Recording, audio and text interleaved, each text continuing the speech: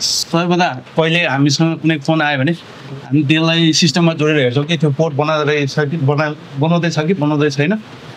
Port बनायो भने normal port बनाउँछ कि अथवा पोर्टै बनाउँदैन कि कस्तो बनाउँछ हेर्छौँ। अनि त्यसपछि अब कुनै पोर्ट बनाएन भने हामी त्यसलाई पहिला चार्जिङ ज्याकमा 5 भोल्ट दिएर यहाँबाट हामी 5 भोल्ट दिन्छौँ र त्यो डिसी आइसीमा आएको कि आएको छैन हामीले ओबिपी आइसी हुँदै आएको कि आएको छैन चेक गर्छौँ।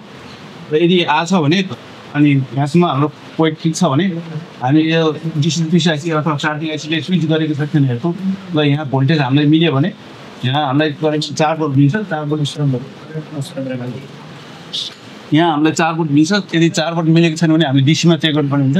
डिसी आइसीलाई चेक गर्नुपर्ने हुन्छ। यहाँ 4 भोल्ट मिल्यो भने र हाम्रो स्विचिङ भइसकेपछि 4 भोल्ट मिल्छ र त्यो हामीलाई पिएममा जान्छ, पिएमआइसीमा जान्छ र अर्को 1.8 भोल्टेज पनि हाम्रो पिएमआइसीलाई इनेबल गर्नलाई जान्छ।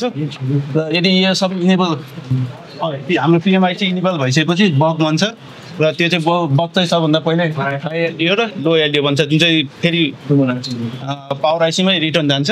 र पावर आइसीमै रिटर्न गइसकेपछि चाहिँ यो सिपियूको लागि अरू बग भोल्टेजहरू भन्छ र जुन चाहिँ सिपियूमा जान्छ। र सिपियूमा बग भोल्टेज गए पनि हाम्रो कहिलेकाहीँ यो बग भोल्टेज चाहिँ स्टेबल नहुनसक्छ। र त्यो नहुँदाखेरि चाहिँ हाम्रो 1.8 भोल्ट पिएस अन गरेर पावर अन रिसेट सिपियूमा गएको हुन्छ र त्यो भोल्टेज सिपियूले पिएस होल्ड भनेर 1.8 भोल्टेज फेरि पावर आइसीलाई रिटर्न गरेको हुन्छ। यदि त्यो भोल्टेज नआएमा हाम्रो यो बग भोल्टेजहरू स्टेबल हुँदैन र हामीले यसमा चेक गर्न सक्छौँ 1.8 पावर आइसीलाई रिटर्न भएको छैन। यदि रिटर्न भएको छ भने यो हाम्रो स्टेबल हुन्छ र स्टेबल भएपछि हाम्रो अटो पोर्ट बन्छ।